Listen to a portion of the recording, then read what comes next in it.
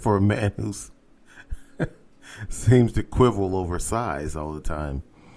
Somebody said one time that his hands were small. Some lady, I think it was the porn star, said that he was little.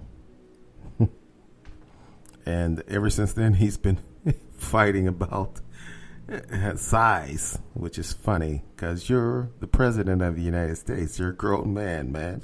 Shouldn't be concerned with things that are nonsensical that no one cares about. Okay?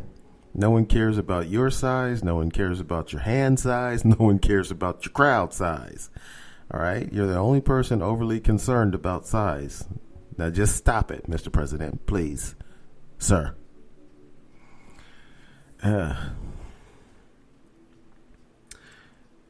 The protests are still going on.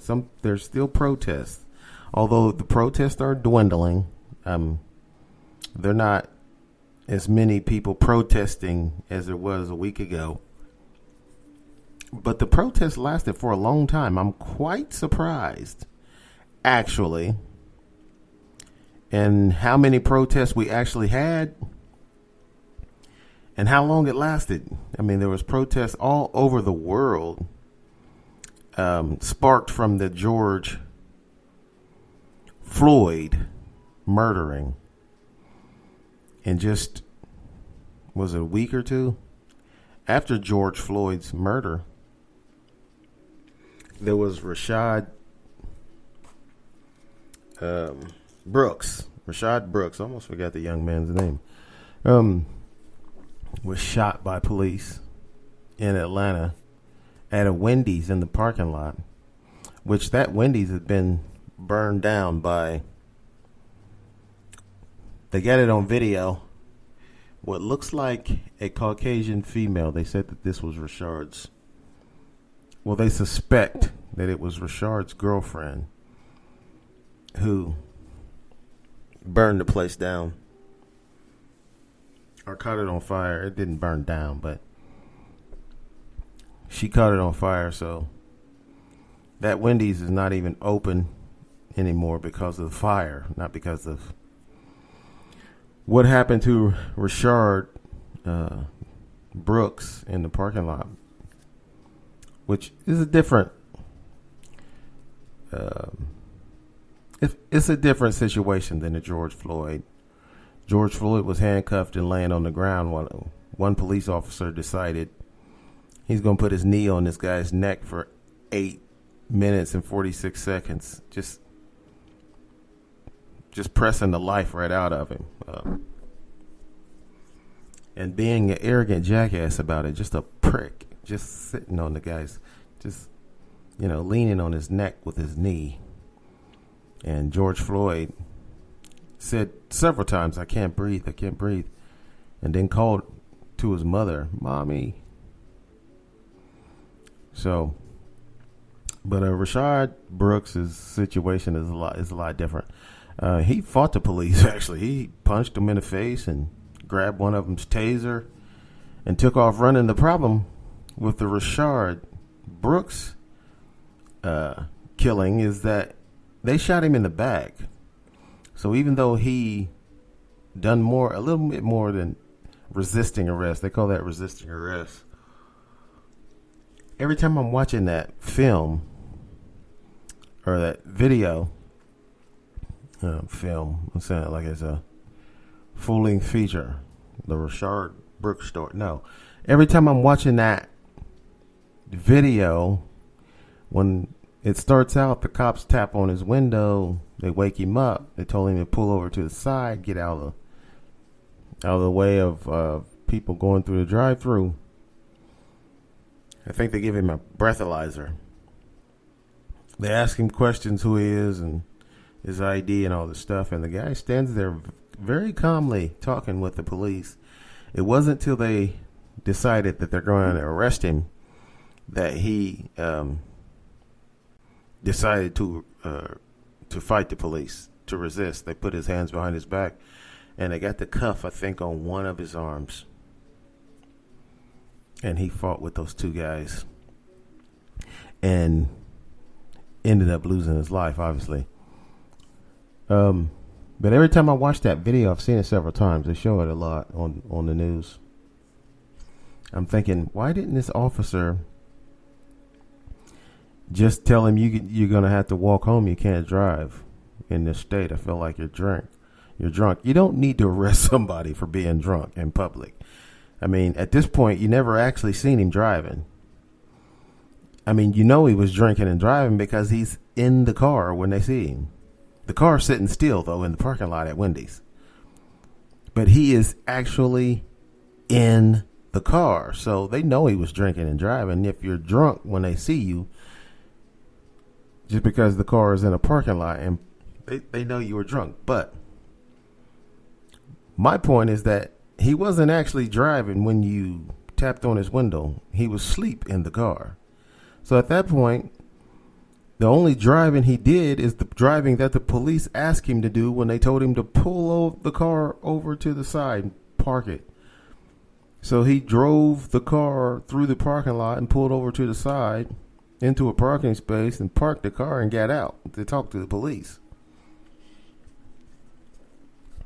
At that point, the police could have just made him walk home.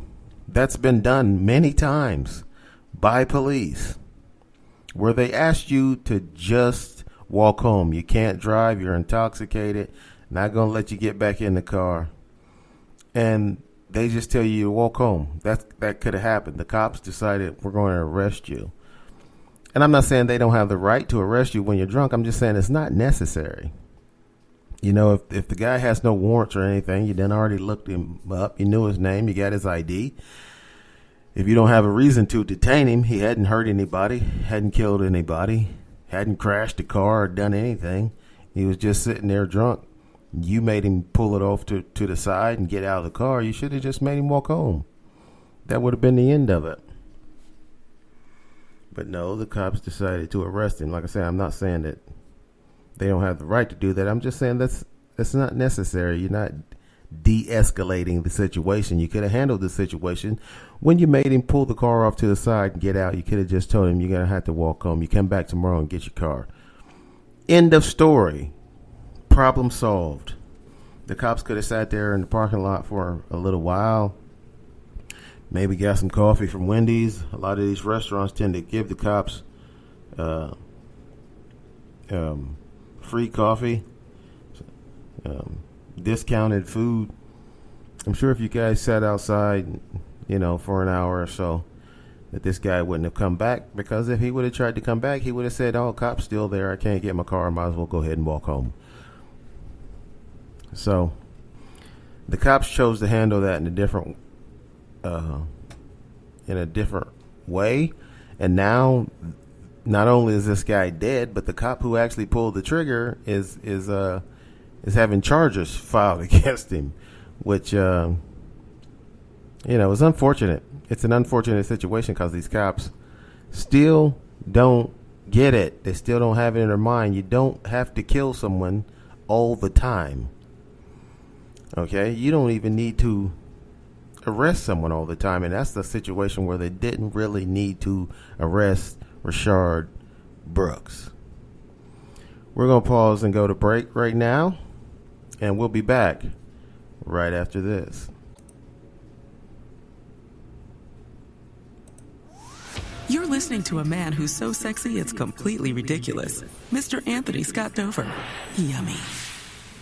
Yes, thank you. We're back, as you can obviously hear.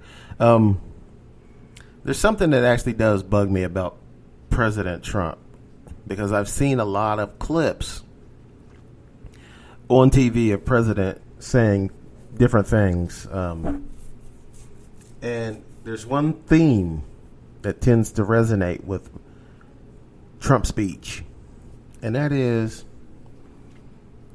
he tries to sound like a tough guy an awful lot, which is annoying because he's not tough. Okay? The president is not tough. Why are you constantly trying to sound like you're a tough guy, Mr. President? I mean, if you were tough, the guy's 74 now. So, it's hard for you to be tough when you're 74. But even when he was a younger guy, he was not tough. He got deferments from being drafted into the service.